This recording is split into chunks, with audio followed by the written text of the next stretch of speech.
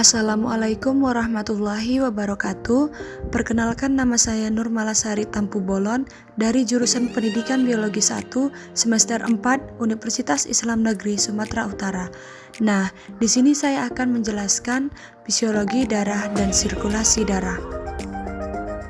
Nah, yang pertama di sini kita akan membahas tentang sel darah. Darah merupakan suatu cairan yang berada di dalam tubuh yang mengalir dalam arteri, kapiler, dan vena yang mengirimkan oksigen dan zat-zat gizi ke jaringan dan membawa karbon dioksida dan hasil limbah lainnya dari dalam tubuh. Bahan interseluler adalah cairan yang disebut plasma dan di dalamnya terdapat unsur-unsur padat yaitu sel darah. Volume darah secara keseluruhan kira-kira 1/12 berat badan atau kira-kira 5 liter. Sekitar 55%-nya adalah cairan, sedangkan 45%-nya ialah sel darah. Angka ini dinyatakan dalam nilai hematokrit atau volume sel darah yang didapatkan yang berkisar antara 40-47. Di waktu sehat, volume darah adalah konstan dan sampai batas tertentu diatur oleh tekanan osmotik dalam pembuluh darah dan dalam jaringan. Nah, kenapa darah berwarna merah? Darah memiliki warna merah yang berasal dari kandungan oksigen dan karbon dioksida di dalamnya. Adanya oksigen dalam darah diambil dengan jalan bernafas dan zat ini sangat berguna dalam peristiwa pembakaran atau metabolisme di dalam tubuh. Selanjutnya, fungsi darah. Ada beberapa fungsi darah di dalam tubuh, di antaranya yang pertama, mengambil oksigen atau zat pembakaran dari paru-paru untuk diedarkan ke seluruh jaringan tubuh. Yang kedua, mengangkut karbon dioksida dari jaringan untuk dikeluarkan melalui paru-paru. Yang ketiga, mengambil zat-zat makanan dari usus halus untuk diedarkan dan dibagikan ke seluruh jaringan atau alat tubuh. Yang keempat, mempertahankan pH dan konsentrasi elektrolit pada cairan interstitial melalui pertukaran ion-ion. Yang kelima, pertahanan melawan toksik dan patogen. Dan yang terakhir, mengatur suhu tubuh. Komponen darah. Nah, di sini darah memiliki beberapa komponen-komponen atau unsur-unsur darah yang terdiri atas dua komponen utama. Yang pertama, korpuskuler atau unsur padat darah, yaitu sel-sel darah seperti eritrosit, leukosit, dan trombosit. Sel darah putih atau leukosit. Dibandingkan dengan sel darah merah, sel darah putih memiliki jumlah yang jauh lebih sedikit. Meskipun begitu, sel darah putih memiliki tugas yang tidak main-main, yaitu fungsinya sebagai antibodi, seperti melawan infeksi virus, bakteri, jamur yang memicu perkembangan penyakit. Sel darah merah atau eritrosit.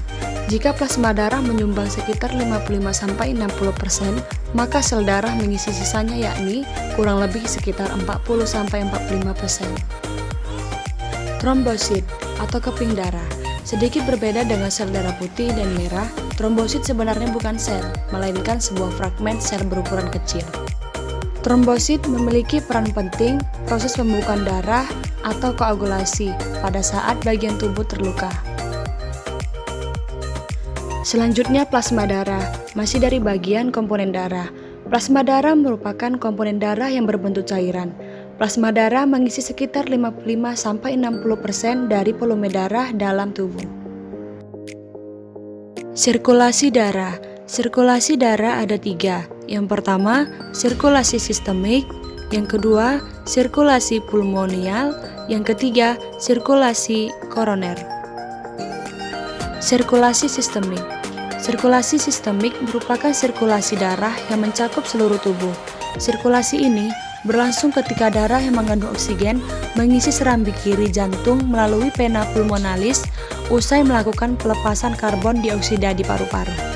Kemudian, darah yang sudah berada di serambi kiri diteruskan ke bilik kiri untuk selanjutnya disalurkan ke seluruh tubuh melalui pembuluh darah utama atau aorta.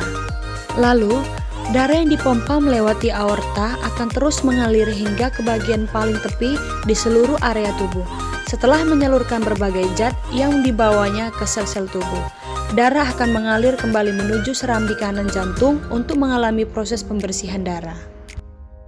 Selanjutnya, sirkulasi pulmonal. Dapat kita lihat dari gambar, sirkulasi pulmonal atau paru merupakan sirkulasi darah dari jantung menuju paru-paru dan sebaliknya.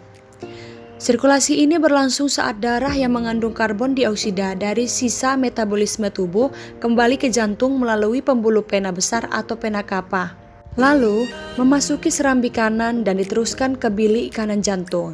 Selanjutnya, darah yang sudah berada di balik kanan akan dialirkan ke paru-paru melalui arteri pulmonalis untuk melakukan pertukaran gas karbon dioksida dengan oksigen. Setelah itu, darah bersih yang kaya oksigen akan memasuki serambi kiri jantung melalui pena pulmonalis. Selanjutnya, sirkulasi koroner. Dapat kita lihat juga dari gambar, sama seperti organ tubuh lain. Jantung juga membutuhkan asupan oksigen dan nutrisi supaya dapat menjalankan fungsinya dengan baik. Darah yang menutrisi jantung akan dialirkan melalui arteri koroner ke otot-otot jantung. Maka dari itu, sumbatan pada arteri koroner bisa mengurangi aliran oksigen dan nutrisi ke otot jantung, sehingga dapat meningkatkan risiko terkena serangan jantung. Gangguan pada sistem peredaran darah. Berikut daftar penyakit yang bisa mengganggu sistem peredaran darah, yaitu diantaranya tekanan darah tinggi atau hipertensi, aterosklerosis, penyakit jantung koroner, gagal jantung, aneurisma aorta, gangguan irama jantung atau aritmia, kelainan otot jantung atau kardiomiopati, penyakit jantung bawaan, gangguan ginjal yang menyebabkan fungsi enzim renin bermasalah. Baiklah, itulah penjelasan fisiologi darah dan sirkulasi darah dari saya. Semoga dapat bermanfaat bagi saya dan bagi orang lain. Lebih kurangnya, saya mohon maaf. Dan saya akhiri, wabillahi taufiq wal hidayah. Wassalamualaikum warahmatullahi wabarakatuh.